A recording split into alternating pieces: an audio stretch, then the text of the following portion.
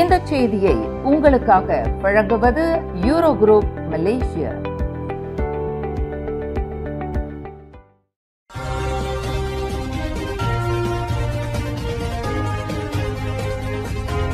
வணக்கம். திசைகளின் 5 மணி செய்திகள். Sungai flow நாடாளுமன்ற தொகுதியில் அதிக மாணவர்கள் கொண்ட பள்ளிகளில் 20 புதிய வகுப்பறைகள் கட்டப்படும். சுங்கை புலோ நாடாளுமன்றத்தில் உள்ள அதிக மாணவர்கள் எண்ணிக்கையை கொண்ட பள்ளிகளில் 20 புதிய வகுப்பறைகள் கட்டப்படும். தொடக்கப்பள்ளி மற்றும் இடைநிலை பள்ளி மாணவர்களுக்கு வசதியான கற்றல் சூழலை ஏற்படுத்தி தரும் நோக்கத்தை அது கொண்டுள்ளது என சுங்கை புலோ நாடாளுமன்ற உறுப்பினர் டத்தோஸ்ரீ ஆர் ரமணன் தெரிவித்தார். அதன் அடிப்படையில் சௌஜானா உத்தமா, பண்டார் பாரு, சுங்கை புலோ, செரியமாஸ், புக்கிட் காடிங் ஆகிய இடைநிலை பள்ளிகளிலும், செக்ஷன் 6 கொத்தட மன்சரா, ஸ்ரீ பிரிஸ்தானா தேசிய தொடக்கநிலை பள்ளிகளிலும் புதிய வகுப்பறைகள் கட்டப்படும். மாணவர்களுக்கு வசதியான உகந்த கற்றல் சூழலை உறுதி செய்வதே இதன் நோக்கம் என தொழில் முனைவோர் கூட்டுறவு மேம்பாட்டு துணை அமைச்சருமான டத்தோஸ்ரீ ரமணன் தெரிவித்தார். யயாசான் பெங் ராயாட் குஸ்காப்புடன் இணைந்து சுங்கை புலோ நாடாளுமன்றத்தைச் சேர்ந்த 311 SPM மாணவர்களுக்கு 1,43,200 ரிங்கிட் ஊக்கத்தொகை வழங்கும் நிகழ்வில் கலந்து கொண்ட பின் துணை அமைச்சர் செய்தியாளர்களிடம் பேசினார். கோலாலம்பூர் அனைத்துலக விமான நிலையத்துடன் இணைக்கும் புதிய மற்றும் மேம்படுத்தப்பட்ட ஏரோட்ரெயின் எனப்படும் தானியங்கி ரயில் சேவை வரும் ஜூலை 1ஆம் தேதி காலை 10 மணி முதல் செயல்படத் தொடங்கும்.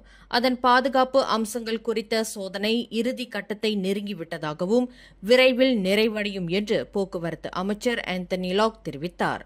திட்டமிட்டபடி எல்லாம் சீராக நடந்தால் ஜூலை 1ஆம் தேதி ஏரோட்ரெயின் சேவை மீண்டும் தொடங்கும்.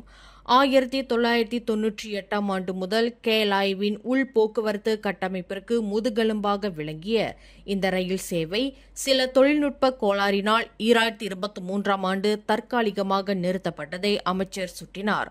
அனைத்துலக பயணங்களை இலகுவாக்க கேலாய் 1 மற்றும் செயற்கைக்கோள் முனையம் இடையே அதிகபட்சமாக 270 பயணிகள் பயணிக்கக்கூடிய 3 ரயில்கள் செயல்படும். பகல் முழுவதும் 2 ரயில்கள் இயக்கப்படும். ஆனால் நள்ளிரவு முதல் அதிகாலை 5 மணி வரை ஒரு ரயில் மட்டுமே செயல்படும். இந்நிலையில் 2023ஆம் ஆண்டு ஏரோட்ரெயின் சேவை முறிந்த பிறகு தொடங்கப்பட்ட பேருந்து சேவைகள் மறு அறிவிப்பு வரும் வரை தொடரும் என கேலாய் 1இல் நடைபெற்ற செய்தியாளர்கள் கூட்டத்தில் ஆந்தனி லாக் தெரிவித்தார். ஈரான் இஸ்ரேல் மோதல் தீவிரமடைந்துள்ள நிலையில் ஈரானில் உள்ள தன்னுடைய தூதரகத்தை தற்காலிகமாக மூட மலேசியா உத்தரவிட்டுள்ளது. தூதரக பணியாளர்கள் உட்பட ஈரானில் உள்ள அனைத்து மலேசியர்களும் உடனடியாக நாடு திரும்ப வேண்டுமென வெளியுறவு அமைச்சர் முகமது அசான் உத்தரவிட்டார். ஈரான் கோம் நகரில் 3 மாணவர்கள் மற்றும் இஸ்ஃபஹான் நகரில் ஒருவரும் உள்ளதாக அவர் குறிப்பிட்டார். ஈரானில் அணுசக்தி மற்றும் ராணுவ முகாம்கள் மீது இஸ்ரேல் தாக்குதல் நடத்தியது. இதனால் பொதுமக்கள் மற்றும் ராணுவ வீரர்கள் பலியாகியுள்ளதாக அனைத்துலக ஊடகங்கள் செய்தி வெளியிட்டுள்ளன. ஈரான் இஸ்ரேல் பதட்டங்களால் ஈரானில் சிக்கி தவிக்கும் மலேசியர்கள் அருகிலுள்ள துர்க்மெனிஸ்தானை அடைய 13 மணி நேர பயணம் மேற்கொள்ள உள்ளதாக வெளியுறவு அமைச்சர் டத்தோஸ்ரீ முகமது அசான் தெரிவித்தார். ஈரானிய தலைநகரான தெஹ்ரானிலிருந்து அனைத்து விமான சேவைகளும் நிறுத்தப்பட்டதால் தரை போக்குவரத்து வழியாக மலேசியர்களை வெளியேற்றும் பணிகளை அமைச்சு ஏற்பாடு செய்துள்ளது.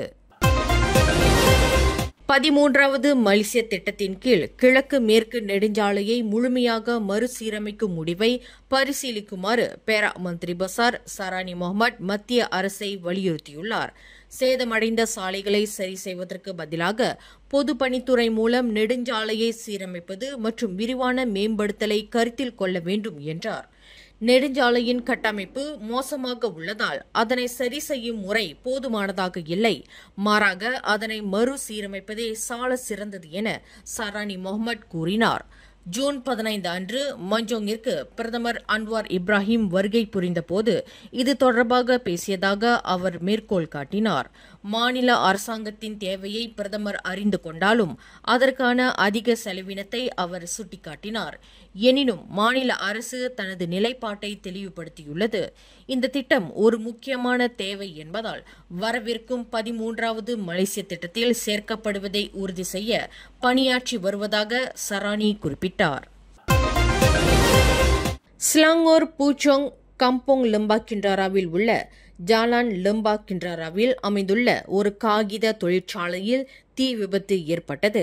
இந்த சம்பவம் தொடர்பாக மதியம் 12:14 மணியளவில் அவசர அழைப்பை பெற்றதாக ஸ்லாங்கூர் தீயணைப்பு மற்றும் மீட்புத் துறையின் செயல்பாட்டு பிரிவின் உதவி இயக்குநர் ஹமத் முக்லிஸ் முக்தார் தெரிவித்தார்.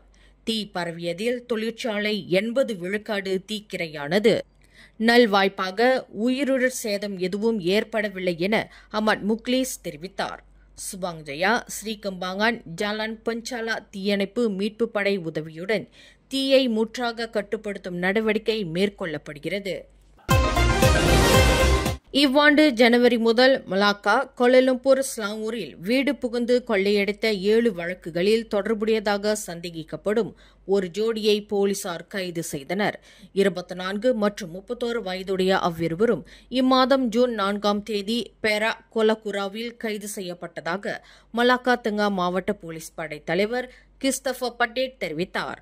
மே 28 அன்று மலாக்கா தங்கா மாவட்டத்தில் வீடு புகுந்து கொள்ளையடித்தது தொடர்பில் 2 போலீஸ் புகார்கள் செய்யப்பட்டதைத் தொடர்ந்து போலீஸ் தேடுதல் வேட்டையை தொடங்கியதாக அவர் கூறினார். வேலை இல்லாத அந்த ஜோடி வீடு புகுந்து மின் சாதனங்கள் மற்றும் தளவாடங்களை திருடி வந்துள்ளனர்.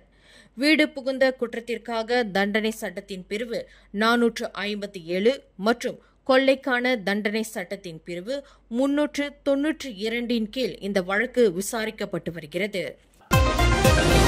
இளைஞர்களிடையே அதிகரித்து வரும் போதைப்பொருள் சிக்கல்களையும் இதர சமூக பிரச்சினைகளையும் கையாள இயங்கலை சிகிச்சையும் ஆதரவு சேவையையும் வழங்குமாறு இளைஞர் விளையாட்டுத்துறை அமைச்சர் ஹனாயோ பரிந்துரைத்துள்ளார். வழக்கமான நேருக்கு நேர் கலந்தாலோசனைகள் குறைவான செயல்திறன் கொண்டவை என்பதையும் அவர் சுட்டிக்காட்டினார். இஃது ஒரு புதிய அணுகுமுறை என்றும் இயங்கலை சிகிச்சையின் அடையாளம் தெரியாத தன்மை இளைஞர்கள் உதவி பெறுவதற்கு ஒரு முக்கிய ஈர்ப்பாக உள்ளது என்றும் அவர் குறிப்பிட்டார். போதைக்கு அடிமையான இளைஞர்களுக்கு 2வது வாய்ப்பு எனும் கொள்கை தேவை என்பதையும் அவர் வலியுறுத்தினார். மேலும் செய்திகளை தெரிந்து கொள்ள கீழே இருக்கும் பெல் பட்டனை அழுத்துங்கள். உங்கள் மகிழ்ச்சியை வெளிப்படுத்த லைக் மற்றும் ஷேர் செய்யுங்கள்.